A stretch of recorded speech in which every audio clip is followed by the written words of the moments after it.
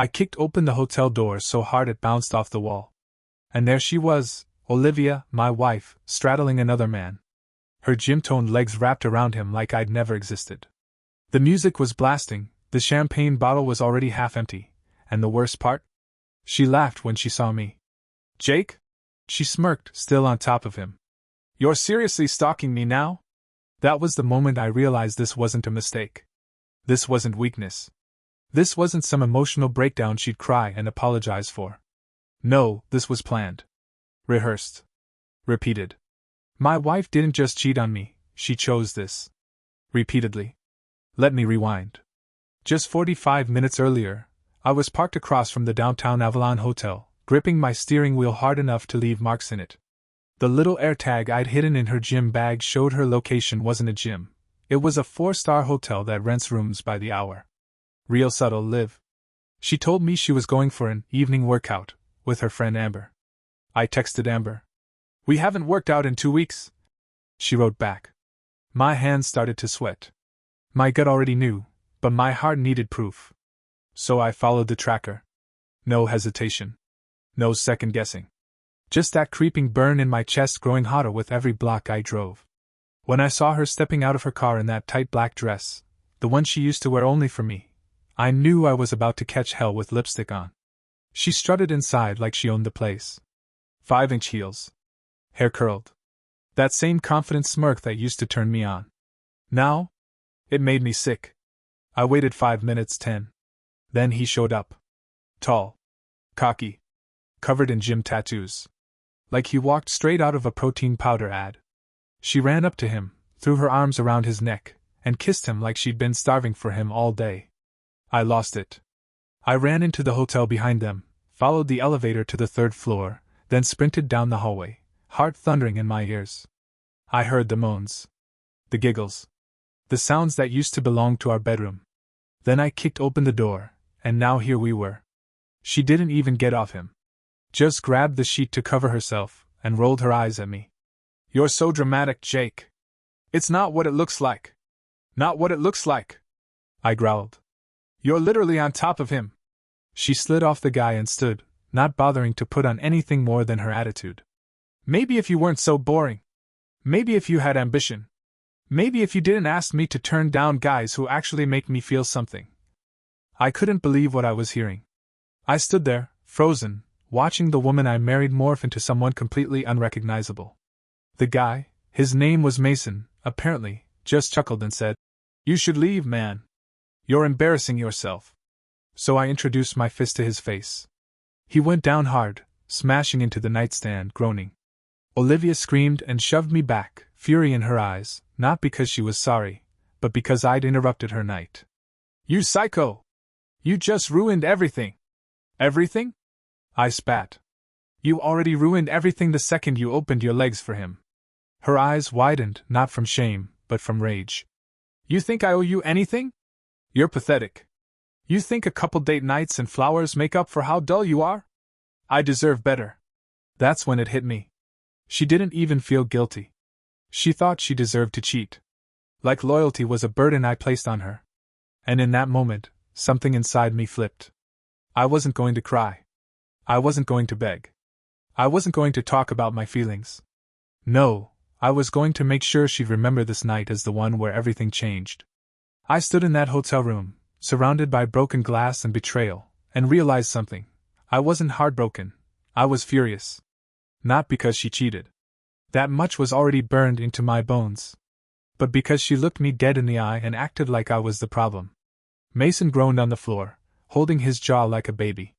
Olivia rushed to him, kneeling beside his half-naked body like she was starring in some cheap drama.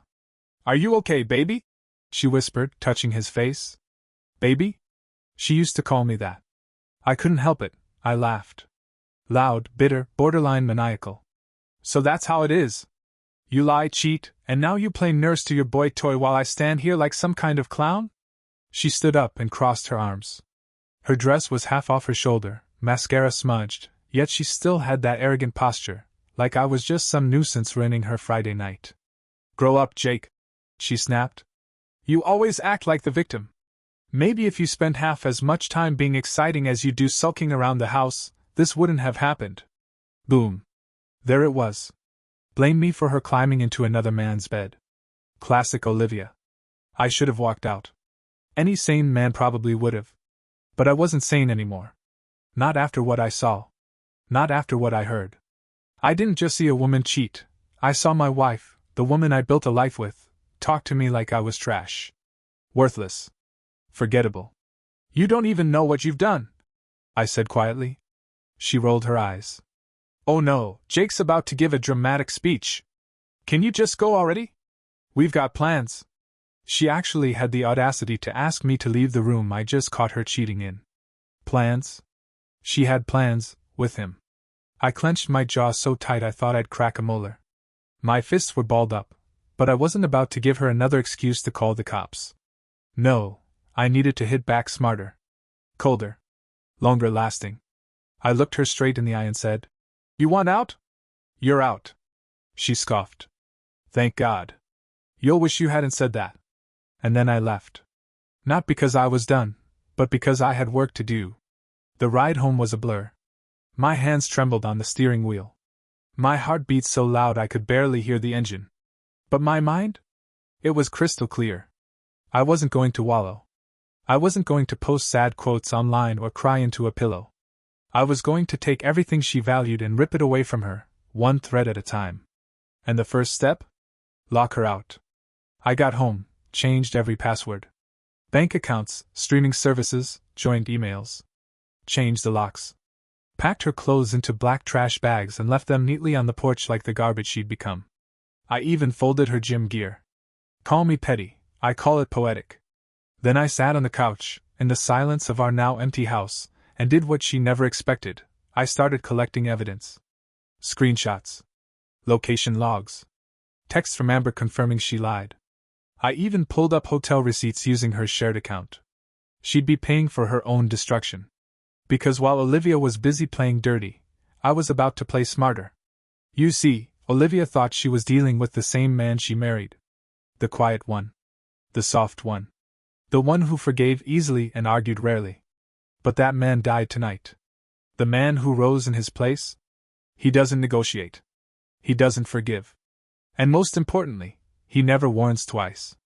The next morning, Olivia came back home like nothing had happened, like I hadn't caught her in a hotel room wrapped around a dude who probably couldn't spell loyalty if it punched him in the face. I was sitting on the front porch, sipping coffee, calm as hell. The same porch where I dumped every piece of her clothing into black trash bags. Her gym shoes, her silk robes, even that pathetic queen hoodie she loved posting selfies in, it was all there, waiting like a gift from karma. She pulled up in her white BMW, still dressed in last night's wrinkled party dress and smeared eyeliner. I could smell the lies on her before she even stepped out of the car. She got out slowly, like she was confused. Jake, what the hell is this? I didn't even blink. It's your new home. Take your stuff and go. She laughed. Actually laughed. Are you serious right now? Dead serious. I'm not going to live with a woman who treats her marriage like an option, I said. This isn't a phase, Liv. You crossed the line, and there's no coming back. She walked up to me, arms folded, eyes narrowed like I was the one who betrayed her. You're acting like a lunatic, she said. You're blowing everything out of proportion. Proportion? I caught her in the middle of a full-blown betrayal, and I was the crazy one. I stood up. Calmly. Steady. But my voice cut like a blade. You cheated. Lied. Gaslit me for months. Don't stand there acting like you're the victim. She snorted.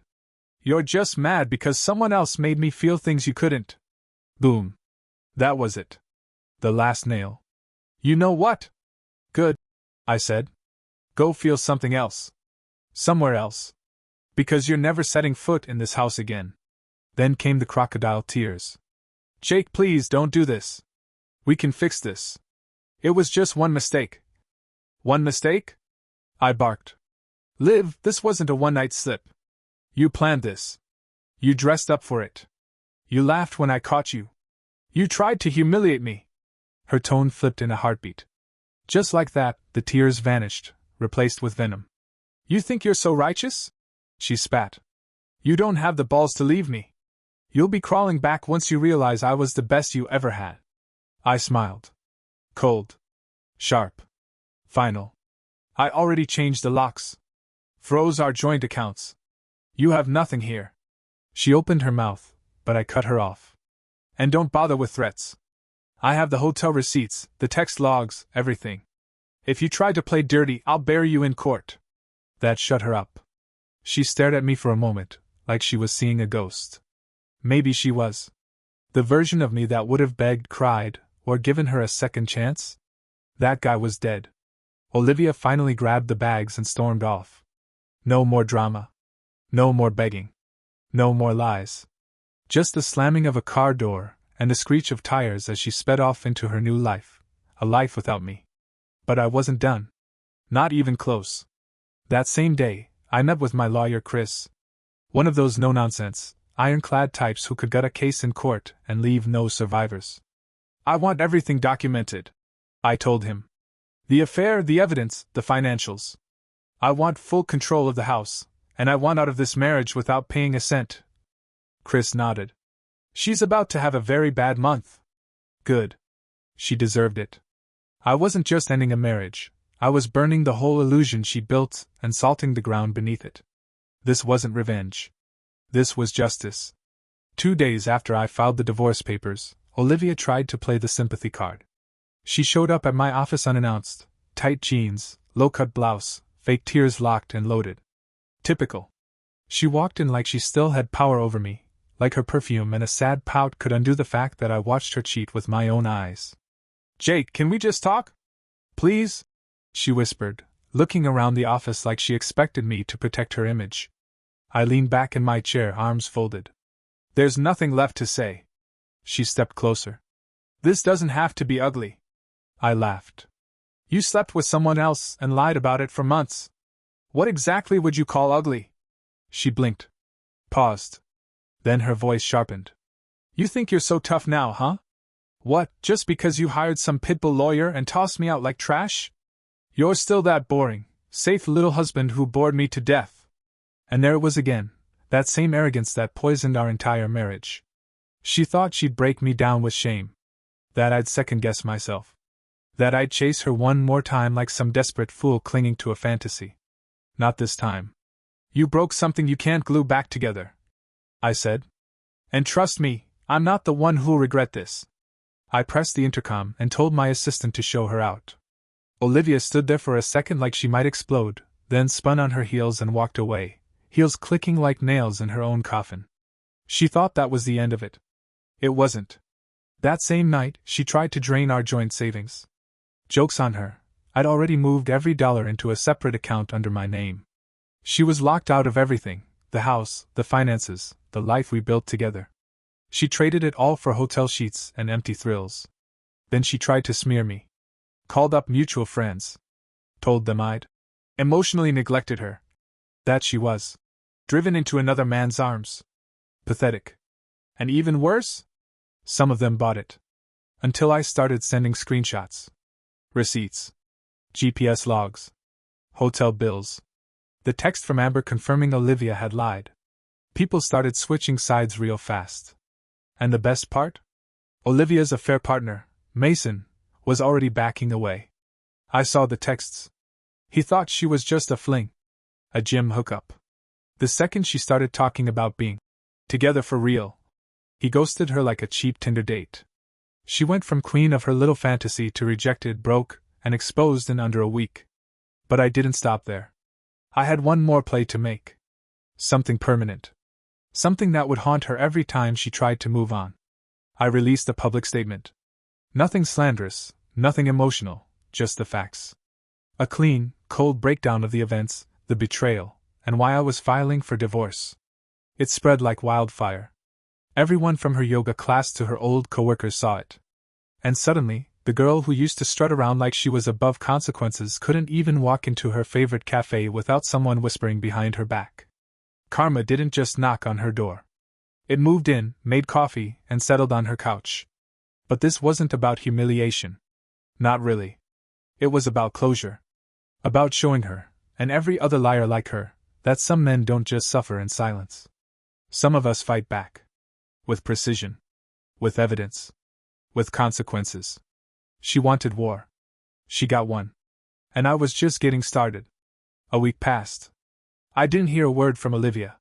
Not a call, not a message, nothing.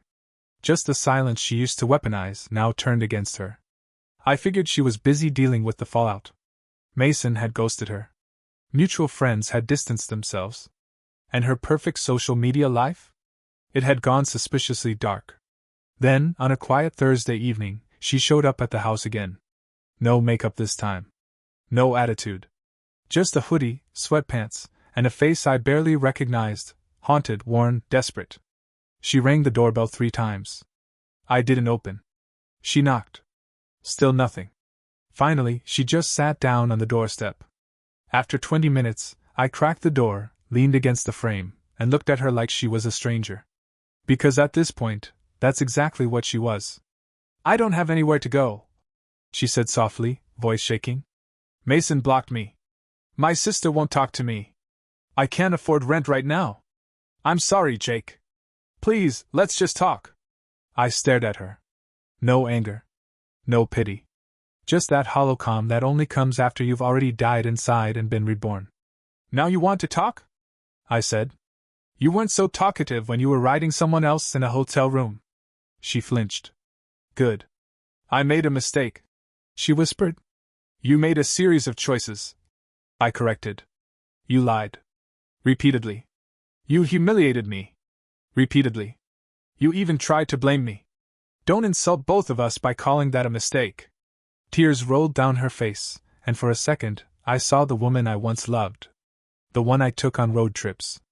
The one I watched rom-coms with on Sundays. The one I almost gave a child to. But love doesn't survive a betrayal like this. It rots. Crumbles. Becomes something else. I miss us, she said, wiping her face.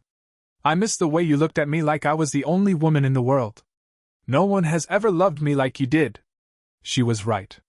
And no one ever will. I knelt beside her, looked her dead in the eyes, and said what needed to be said. I loved you so hard I forgot how to love myself. And you turned that love into a weakness. You thought it made me easy to manipulate.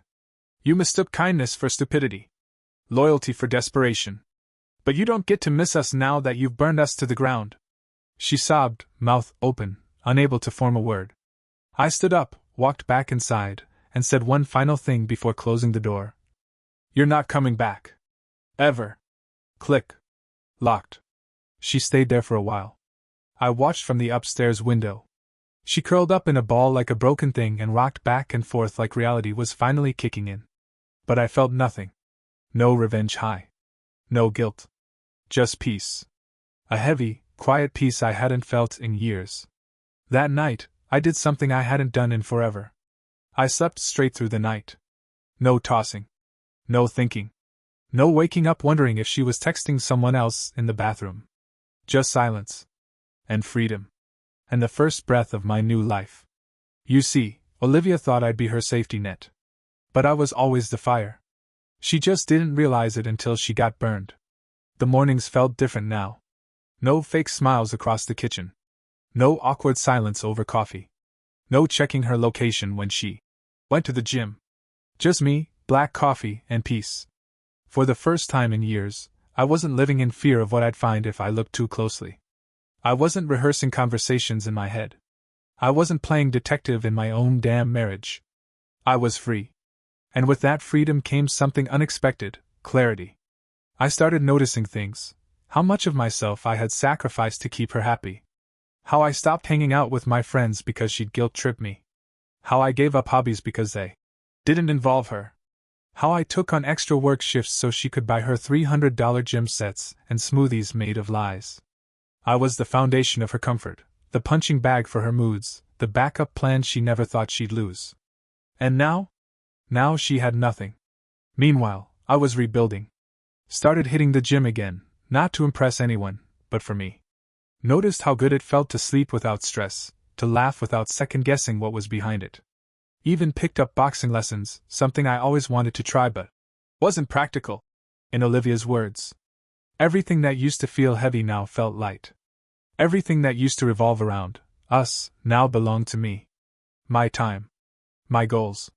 My life. Then the text started again. I miss you. I'm not okay without you. I can't believe I lost you. I still love you. I didn't respond.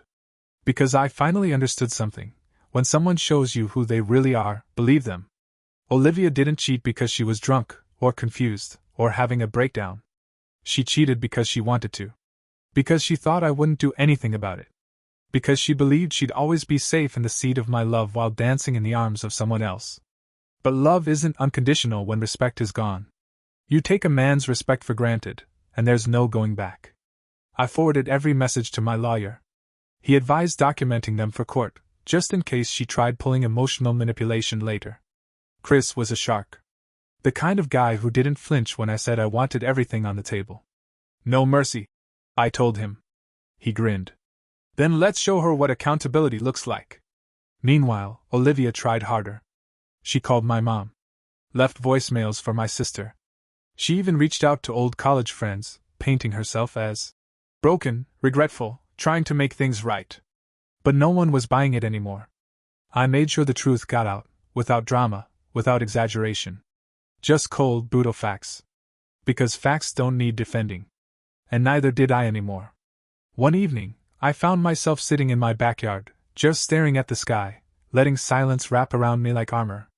I thought about who I used to be, the man who'd bend backward just to avoid conflict, who'd keep peace at the cost of his own soul. Then I thought about the man I was becoming. Stronger. Smarter. Sharper. No longer afraid to walk away from what didn't serve me. This wasn't a sad story anymore. This was the part where the main character stopped surviving, and started living. It was 2 months since the night I caught Olivia red-handed.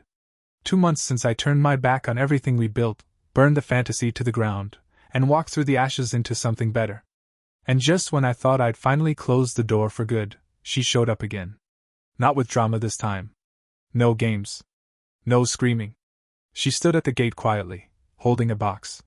I opened the door, leaned against the frame, arms folded. Calm. Detached. She gave a weak smile. Can I talk to you? Just for a second? I didn't answer, just gave a slow nod and stepped aside. She walked in like a stranger visiting a museum filled with memories. Her eyes darted across the living room, same couch, same rug, but everything felt different. The energy was cleaner.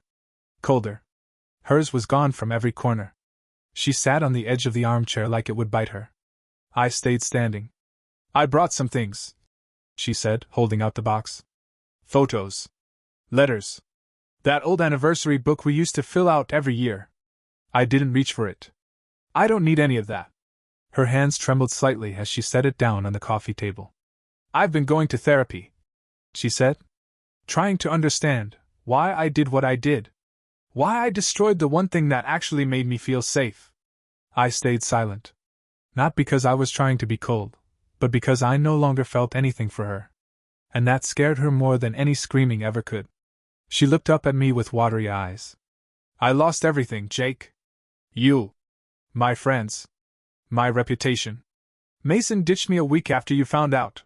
He blocked me on everything. I nodded once, not out of sympathy, but acknowledgement. Actions. Consequences. That's how life works. I thought I was chasing something exciting, she whispered. I thought I needed more. But all I really wanted was to feel seen. And you always saw me.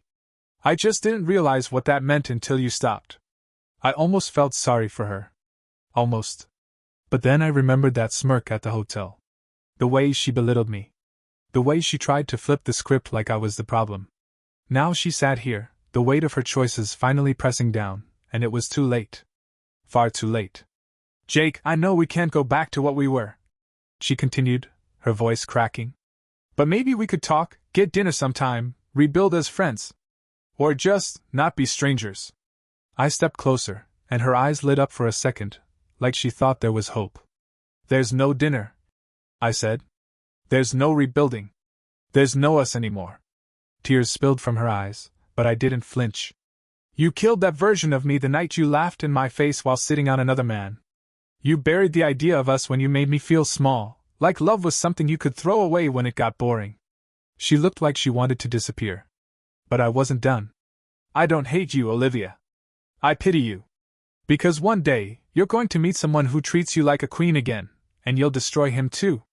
Not because he wasn't enough, but because you never learned how to be whole without someone else feeding your ego. Silence. She stood up, hands shaking, lips quivering.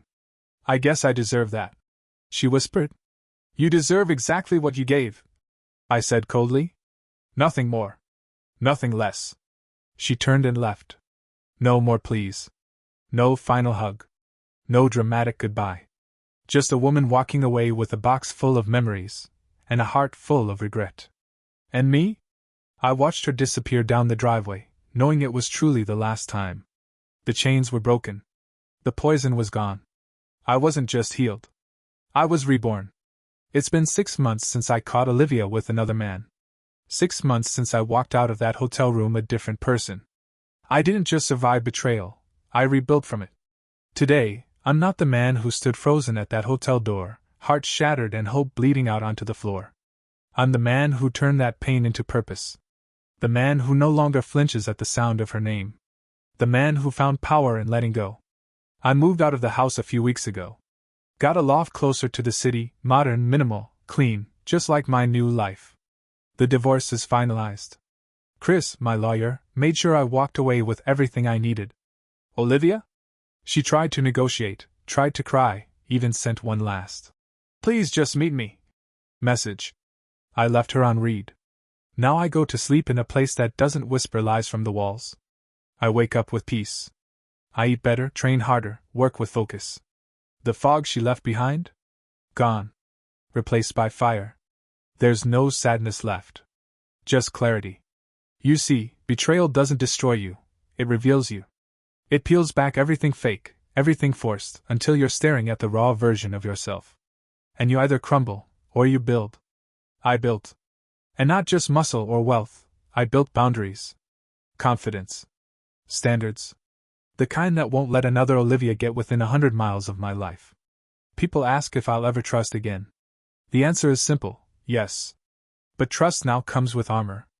Not walls to block people out, but filters to let the right ones in. I'm not bitter. I'm aware. There's a difference. And as for Olivia? Last I heard, she moved back in with her mother. Lost her job.